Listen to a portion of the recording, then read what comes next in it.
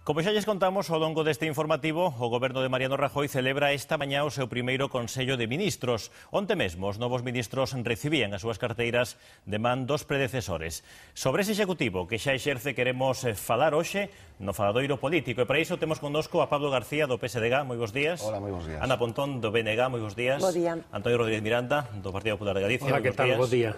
Bueno, vexo que non vos tocou a lotería porque estades aquí os tres. Pois non tocou. Ben, a primeira cuestión é precisamente sobre eses nomeamentos do novo goberno de Mariano Rajoy. Cun primeiro titular, como creen que foi ese nomeamento, ese novo goberno? Bueno, como creemos que foi o nomeamento, eu creo que, se temos que resumilo, é un goberno moi de Mariano Rajoy e moi do Partido Popular, non? Isto que parece de perogrullo, pero é máis do Partido Popular do que se pode ser, é máis de Mariano Rajoy do que podía ser. Eu creo que, como goberno, lógicamente, con unhas horas non podemos decir máis que impresións, en todo caso, nos o que si hai certos aspectos que, lógicamente, non nos gustan. Primeiro, o paso atrás dado, creo que é importante, no sentido de que non mantén a paridade, é dicir, que era unha cousa que para moitos cidadáns, digamos que tiñamos consolidado, e iso seguramente podemos aplicar a moitas outras cousas e moitos outros dereitos que tamén nos parece que están consolidados, e, sen embargo, vemos que a primeira de cambio pois se tiran por terra, e despois hai aspectos que dos ministros pois que por coñecemento, como pode ser o caso de Arias Cañete ou o mesmo ministro de Economía, que non nos parece máis axeitado ou de entrada nos dá certo repelús que un directivo de Lehman Brothers vai a digamos, dirixir a nosa economía, pero en todo caso é o goberno que Mariano Rajoy quixo facer e o que ten que facer é gobernar, e o xulgaremos. Ana. Bueno, eu casi vou empezar pola unha cuestión que me parece moi rechamante, non? Que o feito de que este non sexa un goberno que aposte pola paridade.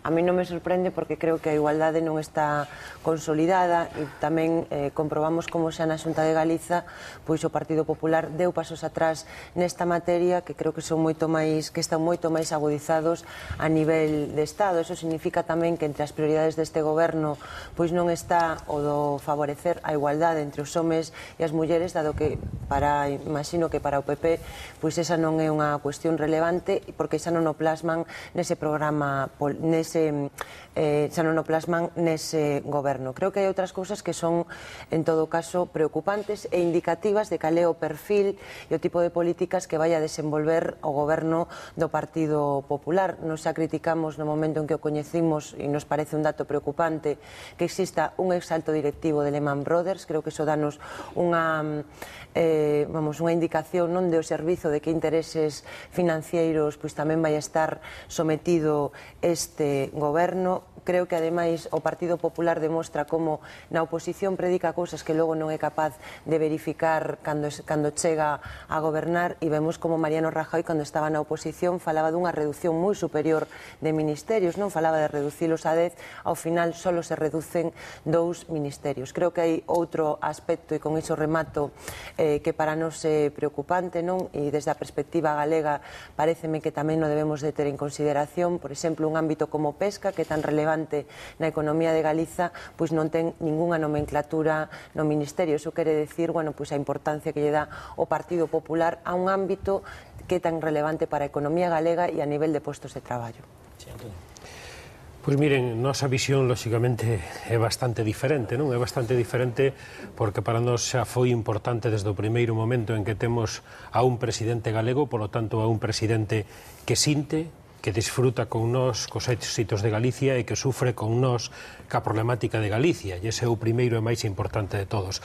Pero logo hai un equipo que realmente vai a determinar que esta legislatura teña un acento galego claro, desde o portavoz do Senado, que é o noso compañeiro de Galicia, o presidente Lugo, Xosé Manuel Barreiro, e agora, pois, cunha carteira como é do Ministerio de Fomento, que nos próximos anos pois vai a ser especialmente relevante para Galicia por as infraestructuras, e nomeadamente polo AVE. O seu frente está Ana Pastor, unha persoa que dentro do Partido Popular a nivel nacional e do Partido Popular de Galicia pois está con alta consideración e desde logo cunha sensatez absoluta e un compromiso indubidable con Galicia. Todo o equipo de Mariano Rajoy nos entendemos que é un equipo capaz e competente, que combina perfectamente a experiencia en política e na xestión política demostrada xa en gabinetes anteriores, tamén cunha renovación necesaria con persoas que se incorporan desde o ámbito da empresa, aínda que haxa, pois parece que a algúns que lles molesta que isto ocurra así, pero desde logo cas orientacións claras que marcou o presidente. E as orientacións claras responde perfectamente aos intereses de Galicia, como é atender o sector naval, como é o sector da pesca, que ademais nomeadamente citou na sesión de investidura do presidente. Por lo tanto, eu creo que en marcas políticas se o presidente dixo que esta legislatura vai ser importante a pesca, o feito de que o Ministerio teña un nome ou non o teña, pois eso é secundario. A min gustaríame, en todo caso, decir unha cousa. Creo que está moi ben o entusiasmo do portavoz do Partido Popular, pero a realidade é moi diferente da que el fala en relación con Galiza, porque eu nunca acreditei que digamos, o lugar de procedencia dunha persoa determine que tipo de políticas se fan. Creo que Galiza pois terá peso no Estado se se fai respetar, se actúa como unha nación e, por lo tanto, se defende os seus intereses. O grave é que detrás dos nomeamentos antes houbo un discurso de investidura. Nese discurso de investidura só se falou de Galiza cando falou o portavoz do BNG no Congreso dos Deputados e, lamentablemente, os compromisos de Mariano Rajoy en relación con o noso país pois foron moi escasos. Non se comprometeu cal vai a ser a finalización do AVE, non se comprometeu a invertir o 8% dos fondos en materia de infraestructuras para solucionar o retraso histórico, non se comprometeu a pagar a débeda, non houve un compromiso firme cos nosos sectores productivos e, efectivamente, teño que discrepar aí, para contestarlle, porque lógicamente si... Agora hai dou a palabra, pero, Pablo, unha cuestión. Vostede considera que non é positivo o nomeamento de Ana Pastor en Fomento?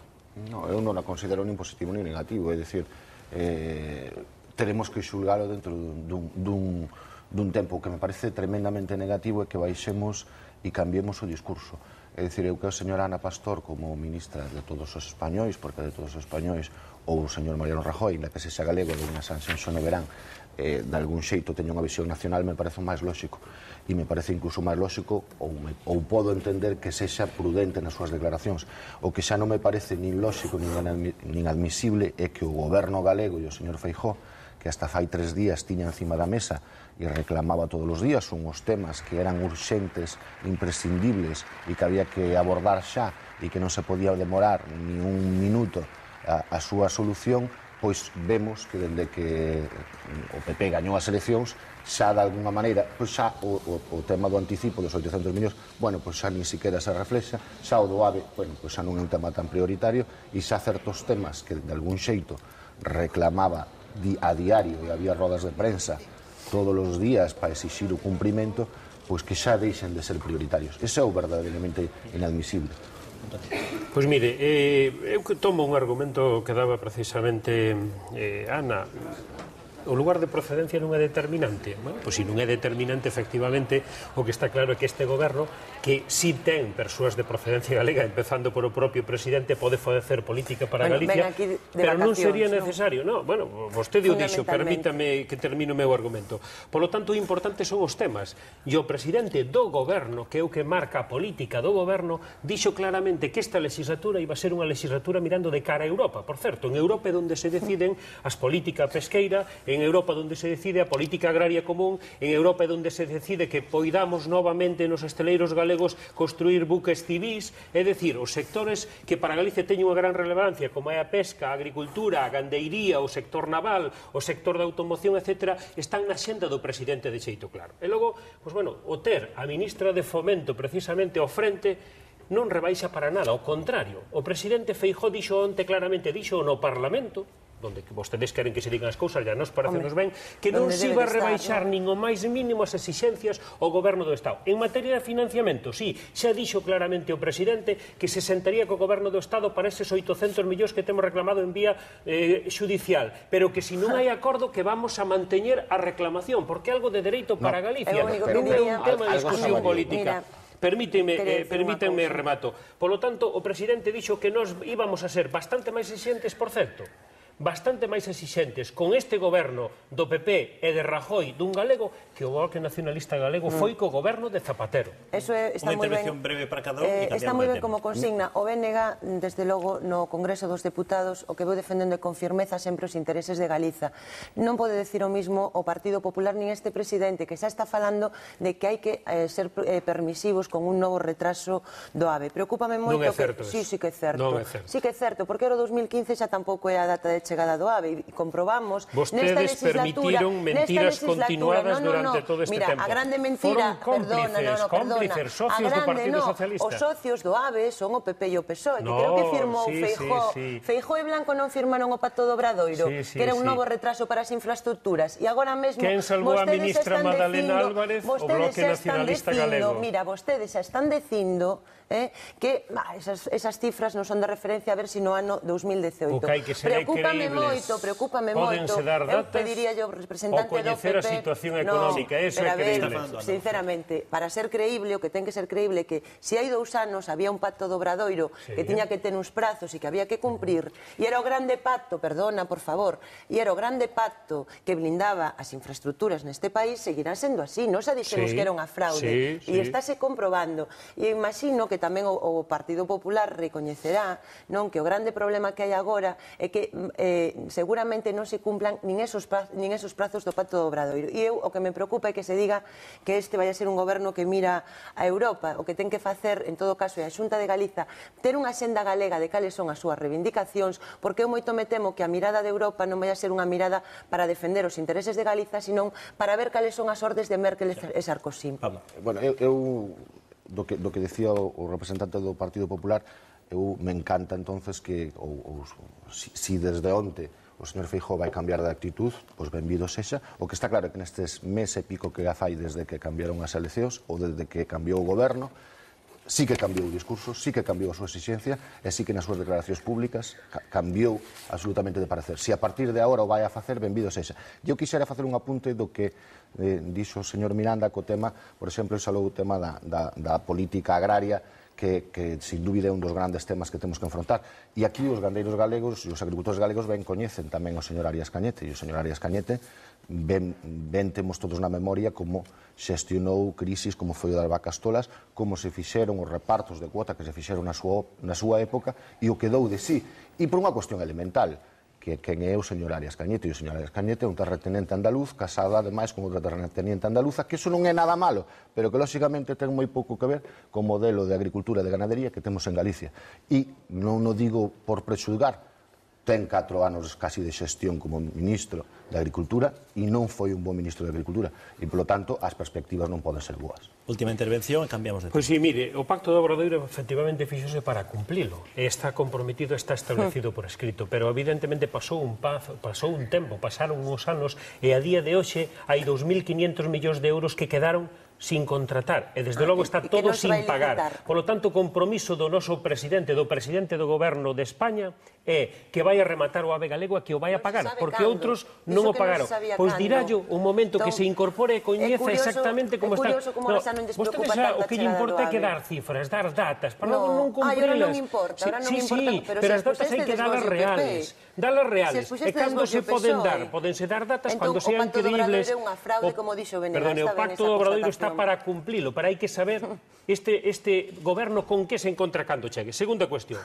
Mire, Europa é fundamental e as relacións con Europa durante este goberno prácticamente non existiron. Fomos sumisos a Europa. Agora van a cambiar as cousas e agora estaremos en Europa codecidindo como estuvemos noutros tempos e que se abandonou completamente. E si hai a xenda galega. Mira, hoxe precisamente comparece no Parlamento o director xeral de Relacións Exteriores, un compromiso acadado polo goberno de facelo todos os períodos de sesións que outros non facían antes, para explicar precisamente as xestións no exterior. E o núcleo fundamental vai a centrarse precisamente no traballo feito en Europa, pois conseguiu que a día de hoxe a Comisión Europea este avalando precisamente que consigamos unha aterraxe de suave de acordo co novo... Eso estaba xa previsto. Sí, eso estaba previsto, pero que a conxuntura económica, perdone, que a conxuntura económica que hai non había nada previsto, non había nada. De feito, falta que o diga o Consello e falta aínda que se pronuncie outros órganos, como é o Parlamento Europeo, pero para vostedes está todo feito, en cuanto non se fixo, hai que facelo, e unha vez que tal, eso era todo fácil, non,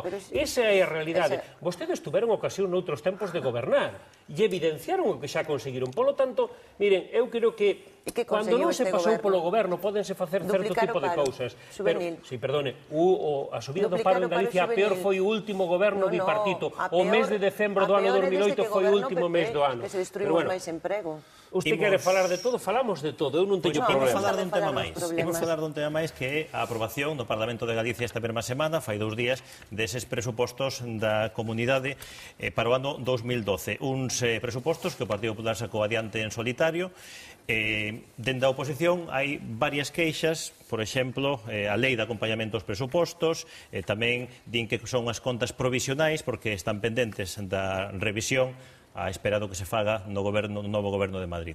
Ana, cal é a postura do BNG nesta cuestión? Nos votamos en contra destes orzamentos porque o único que fan é consolidar recortes en materia social e económica e non ofrecer ningunha posibilidade nin visos de recuperación da economía galega no ano 2012. Eu quero lembrar que o goberno, o señor Feijóo, cando se presentou ás eleccións, presentouse cun compromiso de que ele iba a ser a solución á crise que había neste país. Case 3 anos despois da súa chegada, o que temos é máis desemprego, os nosos sectores productivos en crise, o índice de produción industrial en caída libre e uns orzamentos que efectivamente o que nos debuxan é un mapa macroeconómico irreal, unhas previsións que non se van a correxir e que auguran que vai a seguir habendo máis paro. Eso é dicir, o fracaso e a constatación de que este é un goberno incapaz de enfrentar os problemas que neste momento ten Galiza. Pero non só iso, é que ademais este goberno que di que non se pode gastar o que non se ten, resulta que desde que chegou incrementou en máis do doble a débeda que ten o noso país, a débeda recoñecida, vai a deixarlle compromisos ás xeracións futuras moi importantes a través desa fórmula denominada colaboración público-privado, que o que vai a facer é privatizar a sanidade e introduce recortes moi importantes na educación. Hoxe temos case 1000 profesores menos e eso se vai a consolidar e empezan a abrir vías para que o sistema sanitario non sexa universal. Creo que, polo tanto, estes son uns orzamentos que non auguran nada bon e, como vostede moi ben decía, a mostra de que este é unha autonomía ficticia, porque ao final vai a ser o novo goberno quen revise estes orzamentos e creo que eso non é o que necesita este país. Eso, en todo caso, decían vostedes no Parlamento. Sí, bueno, perdón. Bueno, eu creo que os presupostos son a arma máis importante ou a ferramenta máis importante que ten un goberno para facer política, non? E eu creo que se miramos con tantos anos anteriores como este, cando chega a hora de verdad, que é a hora de aprobar os presupostos, primeiro son os presupostos estrictamente do goberno e do señor Feijóo, é dicir, que non admitiron casi ninguna emenda do grupo da oposición, polo tanto, son os seus presupostos. Da do BNG, ningún. Creo que nós 6 ou 7, pero en todo caso creo que había 1000 emendas e se admitiron 7, por lo tanto son os presupostos do Partido Popular. Eu creo que Feijóo vai a pasar a historia como presidente, pero sobre todo como un presidente contable, é dicir, non son os presupostos pasivos no sentido de que non toman iniciativa para solucionar ningún problema, e o que nos traen é máis endebedamento, por paradóxico que sea, porque non invertimos, de algún xeito, non tomamos iniciativas económicas e políticas en axudar a aqueles sectores que poden axudar a frear o desemprego, a que os sectores productivos se desenvolvan e ao mesmo tempo xeneramos endebedamento, consolidamos os recortes sociais e renunciamos definitivamente, repito, partindo da base de que os presupostos son a ferramenta política máis importante que ten un goberno, a facer política e nos limitamos a embarullarnos todos con cifras e datos contables, pero que, dende logo, non hai ningún galego que poida esperar destes presupostos que os problemas que ten el ou a súa familia vayan ter ningún tipo de solución. Antonio, pido brevidade, por favor. Sí, de xeito moi breve diríamos que estes orzamentos o que fan é consolidar precisamente ese benestar ou garantía dos servicios públicos e iso constátase cunha cifra moi simple de todos os orzamentos que temos, de todos os cartos que hai que xestionar, non só gastar, o 75,9% está destinado á sanidade, concretamente o 40%, á educación o 25% ou a servicios sociales máis do 10%. Polo tanto, isto faise, ademais, tendo en conta que temos un teito de gasto, non podemos máis gastar máis daquilo que se aprobou no propio Parlamento por lei, estamos cumplindo o límite de déficit que se marcou a nivel do Estado. E temos os cartos que temos, polo tanto, a nos critícasenos por un lado que aumentamos a débeda, pero ao mesmo tempo nos marcamos un déficit, tampouco lle gustou ese límite. En que quedamos? Queren que gastemos máis ou non queren que gastemos máis? Porque evidentemente o diñeiro que hai é o que hai, e temos unhos ingresos equivalentes aos do ano 2006 en Galicia. Por lo tanto, eu creo que son os presupuestos responsables acorde que a situación que temos e que atende as necesidades fundamentales dos galegos. Eso é o prioritario e eso evidenciase nas cifras que temos. Temos que deixalo aquí. Sinto moito, moitas grazas aos tres por estar con nós. Antonio, unha pequena cuestión. Vostede que ten man o condocemento no partido, no Consello de Ministros, hoxe vais a aprobar algún secretario de Estado galego? Pois no Consello de Ministros hoxe vanse a nomear moitos secretarios de Estado, pero evidentemente iso quen o sabe é o presidente do Goberno. Pois preguntaremos. Moitas grazas aos tres por estar aquí.